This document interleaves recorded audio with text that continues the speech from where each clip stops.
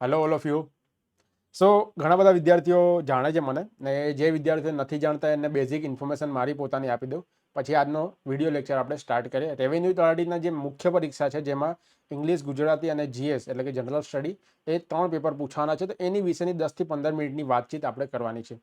So basically જે લોકો ના જાણતા હોય એના માટે બેઝિક વસ્તુ હું તમને જણાવી દઉં કે છેલ્લા ઘણા વર્ષોથી હું પ્રિપેરેશન કરાવું છું. ઘણા બધા વિદ્યાર્થીઓ મારા અંડરમાં ભણ્યા છે, જેમાં આખા ગુજરાતમાં મુખ્ય પરીક્ષામાં જ્યારે કોઈ વાતચીત થતી હોય કે મુખ્ય પરીક્ષામાં કોઈ તકલીફ પડતી હોય ત્યારે વિદ્યાર્થીઓ વધારે યાદ કરતા હોય છે.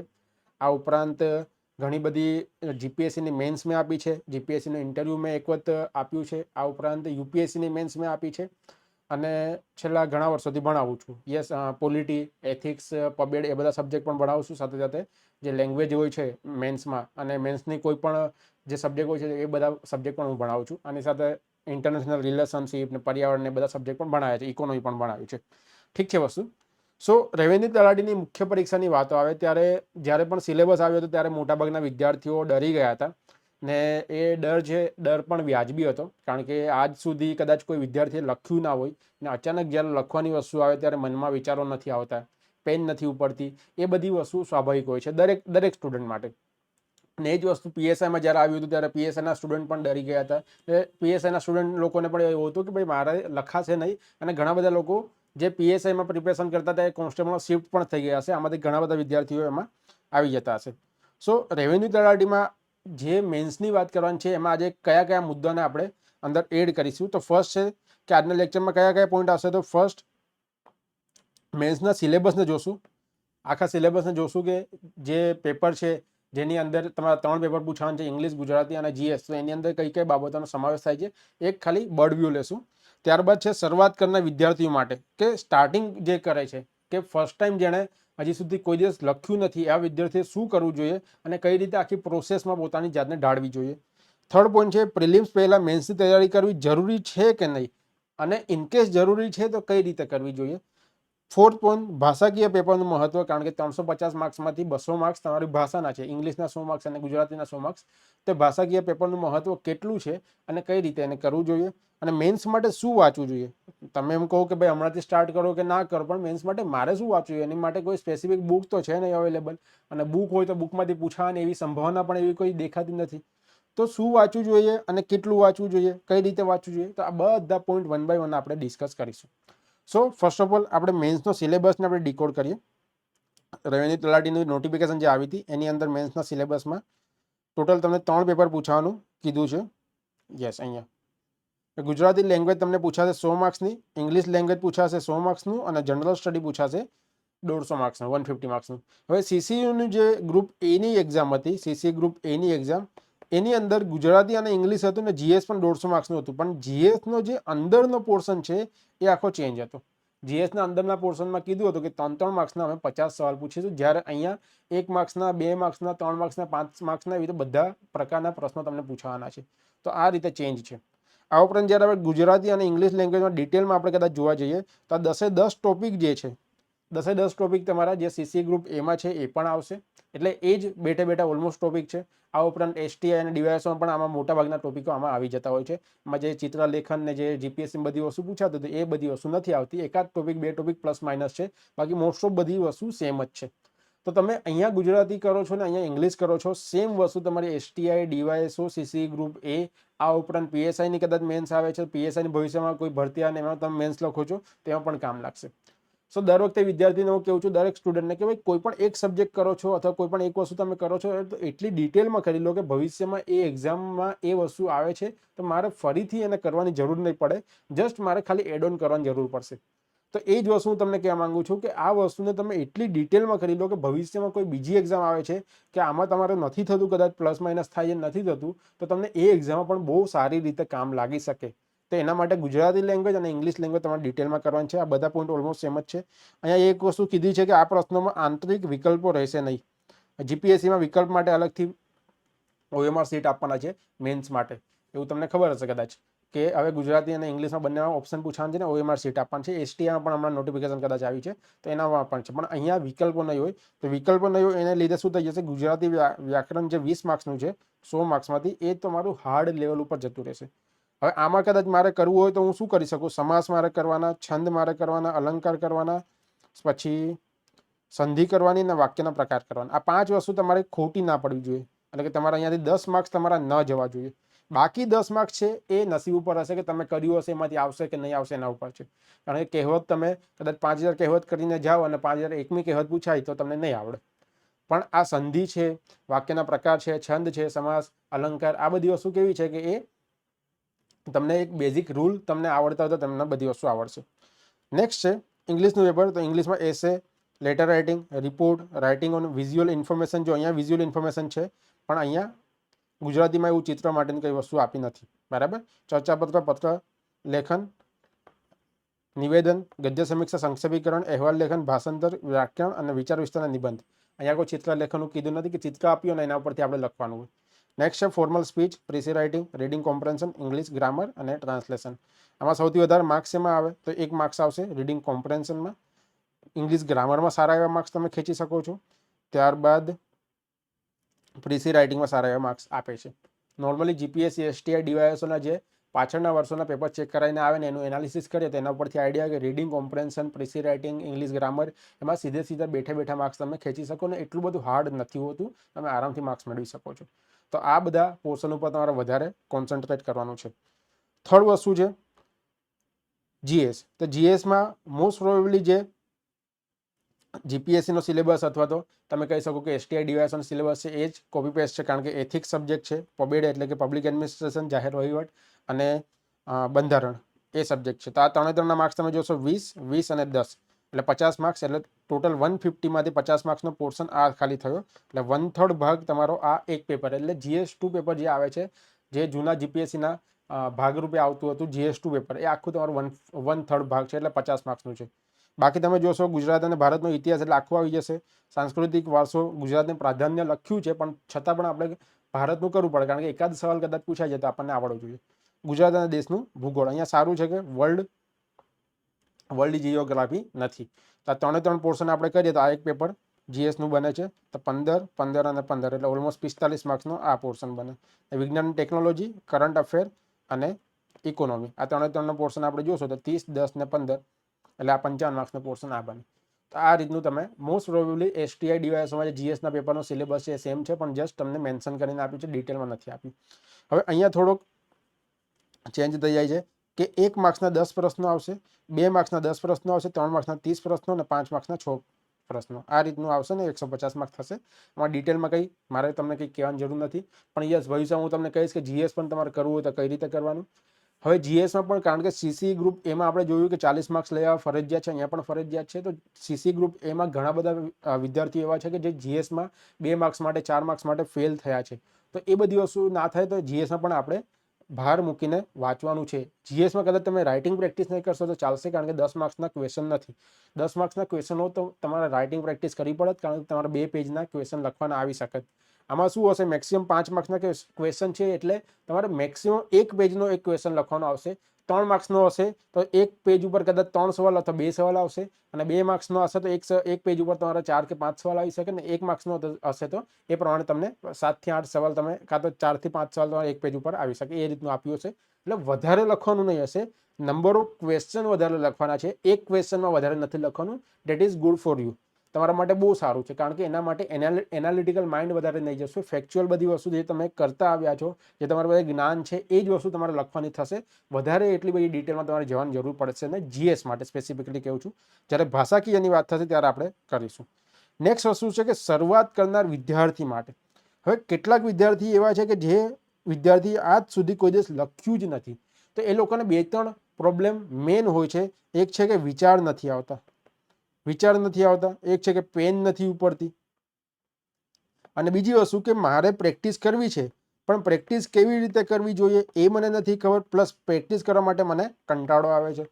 કંટાળો કોઈ પણ વસ્તુનો ક્યારે આવે કે જ્યારે એ બધી વસ્તુ મને ના આવડતી હોય, નવી શીખવાની હોય, ત્યારે એટલી બધી મજા ના આવે, કારણ કે મને નથી આવડતી. મને કોઈ વસ્તુ આવડે છે, એમાં હું પ્રો છું, તો એમાં મને કંટાળો નહીં આવે, કારણ કે મને પોતાને અંદર સેટિસ્ફેક્શન થશે કે અચ્છા આ વસ્તુ મને આવડે છે. પણ જ્યારે મને પોતાના અંદરથી ગિલ્ટ થાય કે ભાઈ મને આ નથી આવડતું, ત્યારે એ વસ્તુ હું પડતી મૂકીને એ બીજા ઉપર હું લાગી જાઉં. જેમ કે મને પણ પોલિટી સબ્જેક્ટ બહુ આવડે, તો જ્યારે હું વાંચવા બેસતો, જ્યારે હું યુપીએસસીની પ્રિપેરેશન કરતો, તો હું દર વખતે પોલિટી સબ્જેક્ટ જ વધારે ડિટેલમાં જતો, જે નેસેસરી નહોતું. તો એના માટે આ વસ્તુ તમારા ઉપર પણ લાગુ પડે છે કે પ્રેક્ટિસ કરવાનો ઘણા બધા વિદ્યાર્થીને કંટાળો આવશે. પ્લસ એવું થશે કે ભાઈ 1 વીક પછી કરીશું, 10 દિવસ પછી કરીશું, 5 દિવસ પછી કરીશું, તો એ બધી વસ્તુમાં તમારા દિવસો ખાલી પસાર થશે. તો જે સ્ટાર્ટિંગ કરે છે એ બધાના મેઇન પ્રોબ્લેમ હોય છે કે વિચાર નથી આવતા, પેન નથી ઉપડતી, પ્રેક્ટિસ કરવાનું કે ક્યાંથી કરવાનું, કેવી રીતે કરવાનું, અને પ્રેક્ટિસ કરવાનું મને મળી બી જાય છે મીડિયમ, તો પણ મને કંટાળો બહુ આવે છે. તો એ બધા વિદ્યાર્થીઓ માટે શું કરવાનું, તો આપણે એક ગ્રુપ બનાવ્યું છે રેવન્યુ તલાટીનું. તમને નીચેથી જે ડિસ્ક્રિપ્શન હશે એમાં લિંક પણ હું એડ કરી દઈશ, તો એ લિંકમાંથી તમે એમાં એડ થઈ શકો છો. તો આ ટેલિગ્રામનું ગ્રુપ છે, જસ્ટ અ મિનિટ, યસ, અહીંયા આ ટેલિગ્રામનું ગ્રુપ છે. તો ટેલિગ્રામના ગ્રુપમાં દરરોજના આપણે ટાસ્ક આપીએ છીએ, જેમ કે આ ડે 4નો ટાસ્ક છે, અને એની સાથે સાથે વાંચવા પણ આપીએ છીએ કે કઈ કઈ વસ્તુ તમારે વાંચવાની છે. તો તમે એક જ વાંચશો અને પછી લખશો, તો તમને એક પ્રકારનો કોન્ફિડન્સ આવશે કે અચ્છા મારાથી આ વસ્તુ લખાય છે. બાકી શરૂઆતમાં તમે ખાલી પ્રશ્ન જોઈને લખવા બેસો તો તમારાથી એક આખું પેજ પણ નહીં લખાય, એ હું તમને ગેરંટી આપું છું.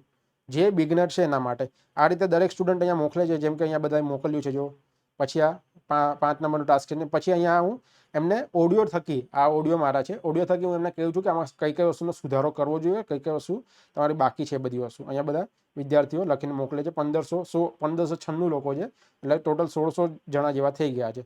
આ બધા લોકો લખીને મોકલે છે આ રીતનું, અને હું પછી ઓડિયો દ્વારા એમને જણાવું છું કે કઈ રીતનું તમારે સુધારો કરવો જોઈએ, કઈ રીતનું કરવું જોઈએ આગળ, એ રીતનું. બરાબર. તો આ ગ્રુપમાં તમે જોડાઈ જાઓ, દરરોજના તમને ટાસ્ક મળે છે, સવારમાં તમને ટાસ્ક આવી જાય છે. તો એ ટાસ્ક તમારે લખવાનું જેવું આવડે એવું, પણ પ્લસ સાથે સાથે હું વાંચવા પણ આપું છું કે આ વસ્તુ વાંચો, અને આ વસ્તુ વાંચ્યા બાદ આ તમે લખો. એનાથી શું થશે કે સ્ટાર્ટિંગમાં તમને જે કોન્ફિડન્સ જોઈએ એ કોન્ફિડન્સ તમારામાં આવશે. સ્ટાર્ટિંગમાં તમને એવું લાગે ભાઈ મારાથી નથી થતું, તમે પડતું મૂકશો ને પછી તમે કરશો જ નહીં. સ્ટાર્ટિંગમાં જે ઇનિશિયલ લેવલમાં તમને જે કોન્ફિડન્સ જોઈએ અહીંયાથી મળી જશે. તો એ બધી વસ્તુ તમારે કરવાની છે.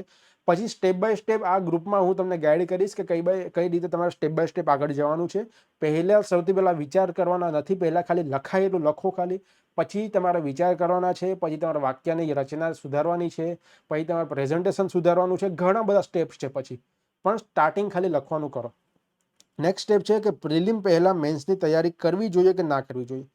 હવે જો પ્રિલિમ્સની ડેટમાં મને કેટલાક વિદ્યાર્થીઓને મેસેજ આવ્યા છે કે જુલાઈમાં પ્રિલિમ્સ હશે તો શું કરશું ને શું નહીં કરશું. જો પ્રિલિમ્સ આવશે તો બધાની જુલાઈમાં આવશે, તો બધાની જુલાઈમાં જ આવવાની છે. એ બધી અફવાઓ પર વધારે ધ્યાન ના આપો, પોતાના જે ભણવાનું છે એના પર કોન્સન્ટ્રેટ કરો. જે લોકો આ પ્રમાણે રહી જાય છે કે કેટલું કટ ઓફ છે, કેટલા વિદ્યાર્થી એક્ઝામ આપી, કેટલા વિદ્યાર્થીએ ફોર્મ ભર્યું, એ બધામાં જ રહી જાય છે અને પોતાની પ્રિપેરેશન નથી થતી. તો એ બધી વસ્તુ ના કરો. તો હવે જે લોકો કહે છે કે પ્રિલિમ્સ પહેલાં મેન્સની પ્રિપેરેશન કરવી જોઈએ કે ના કરવી જોઈએ, તો મારો બહુ મોટો મંતવ્ય છે કે યસ, કે તમને ખબર પડે છે કે આ એક્ઝામમાં મેન્સ આવવાની છે, તો ત્યારથી જેટલું બને એટલું, એવું નથી કહેતો કે દિવસના તમને 4-5 કલાક આપો, દિવસના કદાચ અડધો કલાક આપો તો પણ વાંધો નહીં, પણ પ્રિપેરેશન સ્ટાર્ટ કરો. પોતાને પ્રિપેરેશન મોડમાં ઓન રાખો કે મેન્સમાં કદાચ આવશે તો પોતાની જાતને તમે ઢાળો કે મારે લખવાનું છે, મારે આટલું લખવાનું છે, મારે આ રીતે લખવાનું છે. ધીમે ધીમે ધીમે ધીમે પ્રોગ્રેસ થશે. હું દરેક વખતે કહું છું કે જે લેખન છે, લેખન એ ગોખવાની વસ્તુ નથી, એ સ્કિલ છે. ને સ્કિલ તમારે ડેવલપ કરવા માટે ઓલવેઝ ટાઈમ જોઈએ, ને સ્ટેપ બાય સ્ટેપ તમારે એમાંથી પસાર થવું પડશે. એના સિવાય તમારે સ્કિલ ડેવલપ નહીં થાય. તો આ લખવાનું વસ્તુ છે, પણ તમારી સ્કિલ ડેવલપ કરવાની વસ્તુ છે. તો એના માટે હમણાંથી જેટલું આવડે એટલું, હું નથી કહેતો કે બહુ સારું લખો. હું પહેલાં જે ફર્સ્ટ મારો જે સવાલ હતો, જે મેં 2020-21માં મેં ફર્સ્ટ ક્વેશ્ચન લખ્યો હતો, તો મારો બહુ બેકાર હતો. મને એક પ્રશ્ન સારો આખો પેજ પણ નહોતું લખાયું. પણ એ જ વસ્તુ 1-2 વર્ષ પછી હું હવે કદાચ ગમે તે પ્રશ્ન આપી દે જીપીએસસીમાં અથવા યુપીએસસીમાં, આપણે લખીને તો આવી જઈએ. કદાચ એમાં ભૂલ ભરેલો હોય કે પ્લસ માઇનસ હોય, પણ એ ક્વેશ્ચન છોડીને નથી આવવાનો, એટલું તો આપણને આવડી ગયું છે. તો એ વસ્તુ તમારામાં પણ હોવી જોઈએ કે આખું પેપર કમ્પ્લીટ થવું જોઈએ. તો એ સ્કિલ ડેવલપ કરવાની છે. તો યસ, હમણાંથી તમે ચાલુ કરી દો. એવું નથી કહેતો કે આજે પેપરને પેન લઈને બેસી જાઓ અને ચાલુ કરી દો, પણ યસ, તમારું જે ટાઈમ ટેબલ છે એને થોડું અલ્ટર કરો, એને થોડું એમાં ચેન્જીસ કરો, અને આ જે મેન્સનો પાર્ટ છે એને તમે એડ કરો. બરાબર. પછી પ્રિલિમ્સની કદાચ આવે છે જાહેરાત, ને પ્રિલિમ્સની ડેટ આવે છે, તો પછી પ્લસ માઇનસ કરીને આનો ટાઈમ ઓછો કરી શકો અથવા આને તમે કેન્સલ કરી શકો. પણ હજી સુધી પ્રિલિમ્સ નથી આવી, તો આ તમે સ્ટાર્ટ કરો. બાકી પ્રિલિમ્સ પછી ટાઈમ તમને નહીં મળે તો ભેગું નહીં થાય. પછી એમાં એવું હશે કે 1 મહિનામાં કઈ રીતે કરવું, તો એ બધી વસ્તુ પોસિબલ તો છે, પણ એટલી ઇફેક્ટિવ નથી એના માટે. બરાબર. એ 1 મહિના પણ કરવું હોય તો આપણે કરીશું ખરી, કે 2 મહિનામાં કરવું હોય કરીશું, બરાબર, પણ એટલી ઇફેક્ટિવ નથી. નોર્મલી આ સ્કિલને બનાવવા માટે, આ સ્કિલને ડેવલપ કરવા માટે 1.5 મહિના 1 થી 1.5 મહિના જેટલો ટાઈમ લાગતો હોય છે, બરાબર. તો આ વસ્તુ. નેક્સ્ટ છે કે ભાષાકીય પેપરનું મહત્વ. હવે જો દરેક એક્ઝામ હોય ને, દરેક એક્ઝામમાં કોઈ સબ્જેક્ટ એવા હોય ને કે જેને પ્રાઇમ સબ્જેક્ટ હોય. જેમ કે કદાચ હું તમને કહું કે મારા પોતાના જીપીએસસીમાં પ્રાઇમ સબ્જેક્ટ હતા પોલિટી અને મેથ્સ એન્ડ રીઝનિંગ. પોલિટીમાં 50માંથી 45 માર્ક્સ આવી જતા ને મેથ્સ એન્ડ રીઝનિંગમાં 50માંથી 42-45 આવી જતા. એટલે ઓલમોસ્ટ મારા જે કટઓફ હતા, કટઓફના 60-70% મારા માર્ક્સ આવી જતા, કારણ કે ત્યારના કટઓફ 120 થી 150ની વચ્ચે લાઇઝ કરતા હતા. તો એ મારા પ્રાઇમ સબ્જેક્ટ હતા. તો એ જ રીતે કદાચ જીપીએસસીનું માળખું આપણે જોઈએ, જીપીએસસીના 6 પેપર તમારા હતા. તો જીપીએસસીને પાસ કરવા માટે લેંગ્વેજ અને એસેનું પેપર તમારું પ્રાઇમ સબ્જેક્ટ કહેવાય. આ 3 પેપર તમારા પ્રાઇમ સબ્જેક્ટ હતા, પણ હવે એ લેંગ્વેજનું તમારું નીકળી ગયું છે. નવા જીપીએસસીના મોડ્યુલ છે, તો એની અંદર કદાચ હું તમને કહું તો એસેનું પેપર એક અને એક એથિક્સનું પેપર, આ બંને પેપર છે, આ બંને પ્રાઇમ પેપર છે. એ જ રીતે હું યુપીએસસીની વાત કરું તો યુપીએસસીમાં એક છે એથિક્સ, એક છે એસે અને એક છે ઓપ્શનલ. ઓપ્શનલના 2 પેપર આવે, 500 માર્ક્સના, 250 માર્ક્સના. તો આ 3 વસ્તુ તમારી પ્રાઇમ સબ્જેક્ટમાં આવે છે, બરાબર. એ જ રીતે એસટીઆઈ અને ડીવાયએસઓમાં છે, તો એસટીઆઈ અને ડીવાયએસઓમાં કોઈને પણ તમે પૂછજો જેણે પાસ કરી છે અથવા મેન્સ લખી છે, જે ઇંગ્લિશ અને ગુજરાતી આવશે એ પ્રાઇમ હશે. એમાં તમે ડિફરન્સ વધારે ઊભો કરી શકશો. બાકી જીએસમાં ઓલમોસ્ટ જે રેગ્યુલર પ્રિપેરેશન કરે છે એ બધાને 5-7 માર્ક્સનો ડિફરન્સ આવે છે, એનાથી વધારે ડિફરન્સ નથી આવતો, બરાબર. તો એ જ રીતે રેવન્યુ તલાટીમાં કયા પેપર વધારે પ્રાઇમ કહેવાશે, તો રેવન્યુ તલાટીની અંદર પણ ગુજરાતી અને ઇંગ્લિશ એ બંને પ્રાઇમ પેપર કહેવાશે. કેમ? કારણ કે એની અંદર તમે ડિફરન્સ સારો એવો ઉત્પન્ન કરી શકશો. એટલે કે તમારા કદાચ 50 માર્ક્સ હશે અથવા તમારા 55 માર્ક્સ હશે, તો રેગ્યુલર એવરેજ જે હશે 45 માર્ક્સ હશે. તો એવરેજ વિદ્યાર્થીઓ કરે તો તમારા 10 માર્ક્સ વધારે હશે. તો આ જે ડિફરન્સ છે તમે વધારે કરી શકશો. એ જ વસ્તુ તમે કદાચ સીસી ગ્રુપ એના પણ તમે માર્ક્સ કમ્પેરિઝન કરી લેજો કે પહેલા 10 અથવા પહેલા જે 100 વિદ્યાર્થી છે અને જે છેલ્લેના 100 વિદ્યાર્થી હતા જે લોકો ફેલ થયા છે, તો એ લોકોનો શેમાં ડિફરન્સ વધારે છે, બરાબર. તે બધી વસ્તુનું ધ્યાન રાખજો. ગુજરાતી અને ઇંગ્લિશ મોસ્ટ ઇમ્પોર્ટન્ટ છે, એને લીધે તમે પાસ થશો અથવા તો ફેલ થશો, બરાબર. તો એના પર ભાર વધારે મૂકવાનો છે. બીજું કે મેન્સ માટે શું વાંચવાનું છે અને કેટલું વાંચવાનું છે. તો પહેલાં તો કેટલો ટાઈમ મારે આપવો જોઈએ. ટાઈમ મારે કેટલો આપવો જોઈએ, તો હું તમને કહું છું કે 1/4 તમે જેટલું પણ વાંચતા હોય એનો 1/4 ટાઈમ આપો, અથવા તો 20% થી 30% તમે ટાઈમ આપો. 20% 30% ટાઈમનું મિનિંગ શું કહેવા માંગુ છું, કદાચ 10 કલાક તમે વાંચો છો, 10 કલાક વાંચો છો, તો 2 કે 3 કલાક તમે આપો મેન્સને, બાકી 8 કલાક તમે આપો પ્રિલિમને. કોઈ વિદ્યાર્થી એવો છે કે જોબ કરે છે અને સાથે સાથે પ્રિપેરેશન કરે, તો દિવસના 4 થી 5 કલાક તો આપતો જ હશે. અને જોબ સિવાય પણ 4 થી 5 કલાક ઇઝીલી આપી શકે છે, તો તમારે આપવા જોઈએ, હું જેમ માનું છું એ પ્રમાણે. તો 1 થી 1.5 કલાક અથવા 1 કલાક જ રાખો, 1 કલાક તમે આપો મેન્સને.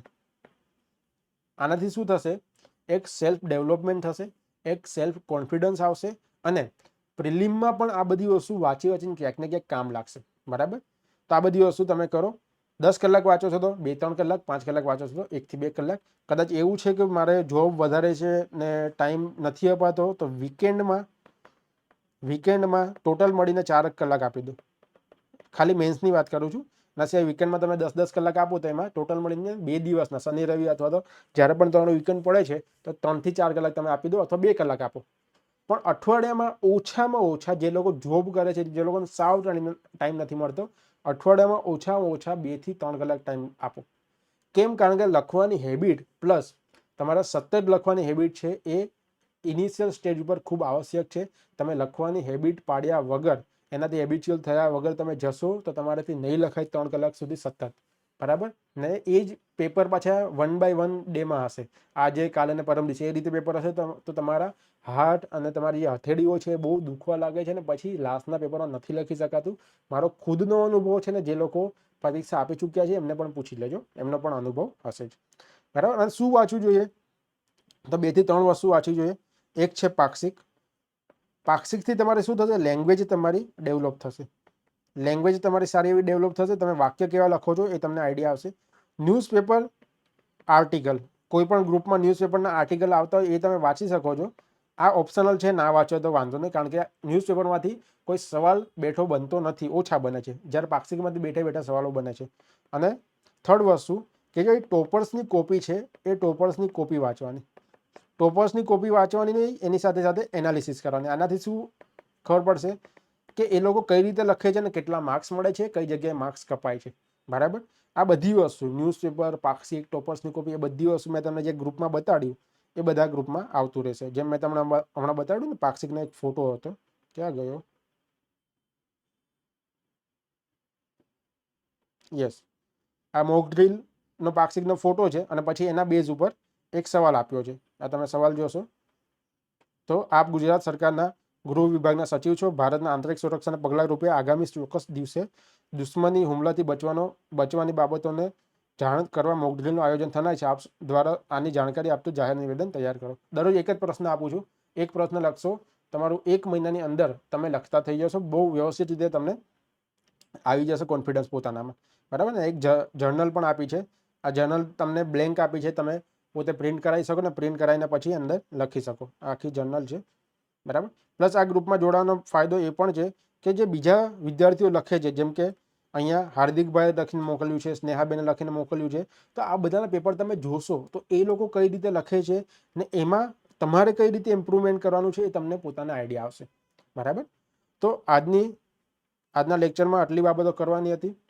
લગભગ કદાચ 20 મિનિટ થઈ ગઈ છે, પણ આટલી બાબતો મારે તમને કહેવાની હતી. નેક્સ્ટ આવતો રહીશ. અને મારો વિચાર એ પણ છે કે જે આ વિદ્યાર્થીઓ પેપર લખીને મોકલે છે, કારણ કે હમણાં તો નોર્મલી જે વિદ્યાર્થીઓ પેપર લખીને મોકલે એમાં ઘણી બધી ભૂલો હોય છે, એટલે લેક્ચર લાંબુ થઈ જાય. પણ એક લેવલે આવી જાય અને પછી વિદ્યાર્થીઓ પેપર લખીને મોકલશે તો દરેક દિવસે, ધારો કે આજે મોક ડ્રીલનો ક્વેશ્ચન આપ્યો છે, તો આજનું આપણે એનાલિસિસ કરીશું કે આ જે ક્વેશ્ચન છે એમાં કઈ રીતે લખવાનું છે, એનો આન્સર આપણે લખીશું. આખો 15 થી 20 મિનિટનો દરરોજ આપણે લેક્ચર કન્ડક્ટ કરીશું કે જેથી મેન્સમાં એકચ્યુઅલીમાં કઈ રીતે માર્ક્સ મેળવાય અને મેક્સિમમ લોકો અહીંયા આપણા થકી ગાઈડન્સ લઈને પાસ થઈ શકે એવી ઈચ્છા મારી છે. બરાબર. તો આપણે ફરીથી મળતા રહીશું. રેવન્યુ તલાટીની પ્રિલિમ્સ માટે શું કરવું છે એના માટે પણ આખું આયોજન મેં બનાવ્યું છે. પ્રિલિમ્સ માટે પણ આખું આયોજન જે પણ હશે હું તમને વિડીયો લેક્ચર થકી હું તમને કહીશ કે કઈ રીતે કરવાનું છે. આખું ગાઈડન્સ કાર્યક્રમ કઈ આપણે ઊભો કરીએ કે જેથી હું તમને દરરોજ કઈ વાંચવાનું આપું, કે દરરોજ 15 થી 20 પેજ વાંચવાનું આપું, ને એ જ 15 થી 20 પેજમાંથી આપણે ટેસ્ટ કન્ડક્ટ કરીએ, ને ટેસ્ટ કન્ડક્ટ કરીએ એમાંથી ફરીથી પછી આપણે વાંચીએ. એ રીતનો આખો પ્રોગ્રામ હું તમને કહીશ કે કઈ રીતનું કરવાનું છે, કઈ રીતનું નથી કરવાનું. વીકલી ટેસ્ટ રાખીશું, મંથલી ટેસ્ટ રાખીશું, ટોપિક ટેસ્ટ રાખીશું, એ બધી વસ્તુ આપણે કરીશું. પણ હું તમને એક આખો કાર્યક્રમ બની જાય પછી હું તમને વિડીયો લેક્ચર થકી જણાવીશ. બરાબર. ચલો, તો આ લેક્ચરમાં મોસ્ટ પ્રોબેબલી બધાને ખબર પડી હશે. પાછા મળતા રહીશું. આ ગ્રુપ છે, ગ્રુપમાં તમે પૂછતા રહેજો. ને નંબર છે, નંબર પણ તમને કહી દઉં, 8980489895. આ નંબર પર તમે મેસેજ કરી શકો છો, વોટ્સએપ, ટેલિગ્રામ, અને તમે ફોન પણ કરી શકો છો ઇનકેસ તમને કોઈ ગાઈડન્સ જોતું હોય તો. બરાબર. ફોન કરશો ને ઇનકેસ કોઈ ના ઉપાડે તો હું પાછો તમને ફોન કરીશ. 24 કલાકની અંદર ઓલમોસ્ટ ફોન કરી દેતો હોઉં છું. ક્યારેક બિઝી હોય તો ના પડતો, મારી પાસે જ ફોન છે એટલે હું જ પોતે ઉપાડતો હોઉં છું. ચલો, તો રેવન્યુ તલાટીની મેન્સ માટેની આટલી ચર્ચા કરવાની હતી. ફરીથી મળીશું. ત્યાં સુધી જય હિન્દ, જય Bharat. Thank you all of you.